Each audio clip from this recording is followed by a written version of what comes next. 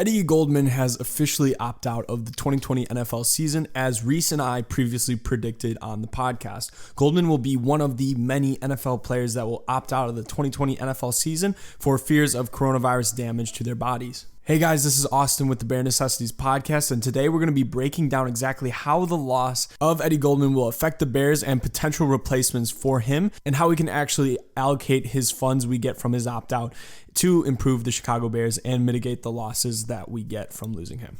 So before we get into exactly how this will affect the Bears, let's talk a little bit about why he decided to opt out. Eddie Goldman reportedly has a medical condition that leaves him prone to contracting COVID much more easily than other people and could potentially make the virus more deadly for him. So as fans, we can't really blame him for not wanting to risk contracting the virus, especially when UDFA Artavis Pierce just reported to camp and was put on the COVID-19 reserve list, which means he either had COVID-19 or he was exposed to somebody who had COVID-19 and is yet to develop the virus.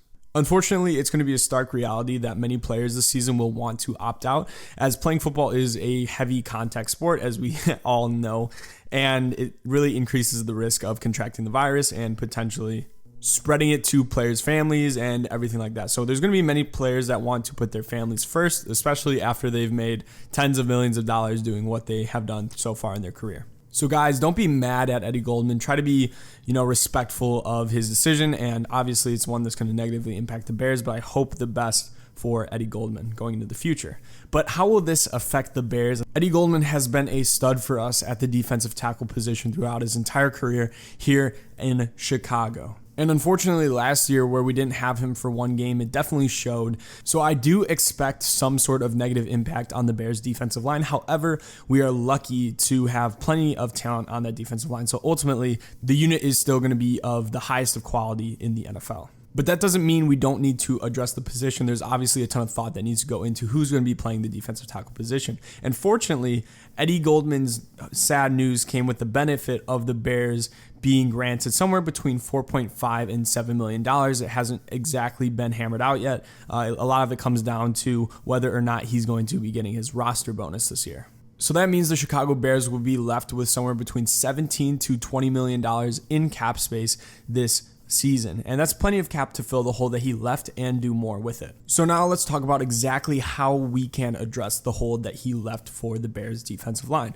So to start, we have to pick someone to play the defensive tackle position in the Bears 3-4 defense. This is a much different position than a defensive tackle in a 4-3 defense, as the primary roles are much different. In a 3-4 defense, the defensive tackle is used mostly to push the center vertically through the center and create separation for defensive ends to kind of get through. And then their other real main responsibility is stopping the run, which it isn't too hard to find high quality run stoppers at that position. One potential solution that we can explore is simply switching Bilal Nichols over to the position he was drafted to play, which is nose tackle, the exact position that Eddie Goldman plays, but he's a little bit underweight for that position still at the NFL level, so it's probably best to keep him at the 3-4 defensive end position.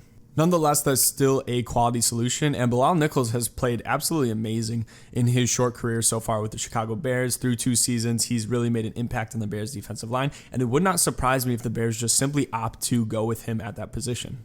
The decision to go with Bilal or not will likely come through training camp, so I wouldn't be surprised if we wait a couple of days to see where he is at as a player and to see if they're confident rolling with him. The other option in addressing the defensive tackle position for the Bears is going out and getting guys in free agency. Guys like Damon Harris or Marcel Darius, maybe even Jerron Reed could maybe slot in at that 3-4 defensive tackle position. These are all really high quality options that the Chicago Bears should definitely pursue and would make the loss of Eddie Goldman obviously a lot less glaring.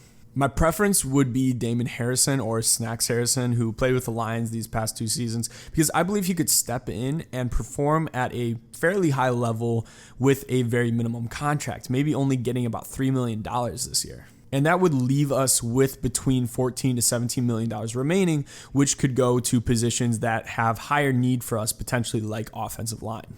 We could bring in a guy like Larry Warford or Josh Klein that would instantly win the starting job at left guard. And then guys like Jermaine Ifedi can slot in as rotational backup guys. And that would be a very solid offensive line. with high quality depth and intriguing options for the future. I'm a fan of Jermaine Ifedi as far as a backup goes and bringing him in to see if he can actually compete. He was a stud coming out of college. He showed a lot of athletic ability and he looked more like a guard to me when he was coming out. But I don't know if I want to rely on him to be a high quality starter in his first season, switching back to his original position and just coming off of a very poor couple of seasons.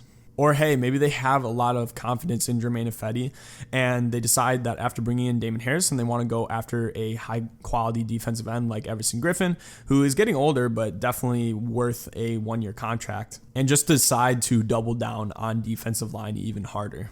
Hell, if the Bears don't want to sign a defensive tackle and they feel fine with Bilal Nichols, maybe even try to throw a 1-year contract at someone like Jadeveon Clowney and have Mack or him slot in at the 3-4 defensive end position, which both of them have played in the past for us, and then the other one taking the edge. We'd have to clear up a little bit of cap space in order to make that move happen by getting rid of some UDFAs and some baseline players that, no one really cares about too much, but it would be definitely a splash move. I don't know if it's the best move for the Bears, as I believe spreading out the funds would probably be a better option for where the Bears are at. However, it's not out of the realm of possibility, and if Jadeveon wants to, hop on this Bears defense, get, 15 sacks in the season, and then go out and get a really massive contract the following year, wouldn't necessarily be a bad idea for Jadeveon. But for that to happen, us Bears fans would have to be blessed by God. And I don't know if that's really a realistic option, but something that's fun and interesting to ponder. In the end, guys, it sucks that we lost Eddie Goldman, but having his contract off the books for us temporarily could potentially have some benefits, and it could allow us to allocate some funds more to areas of need, such on the offensive line or offense in general. That being said, I'm still ultimately upset that we lost Eddie Goldman, as he's been a great player for us, but ultimately I understand Eddie Goldman's decision, and I wish the best for him going into next season.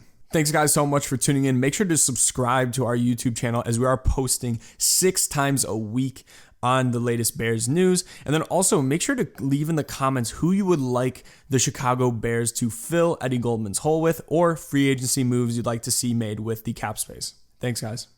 Hey guys, like our video, subscribe, and check out our bi-weekly podcasts on Apple Podcasts. Thanks.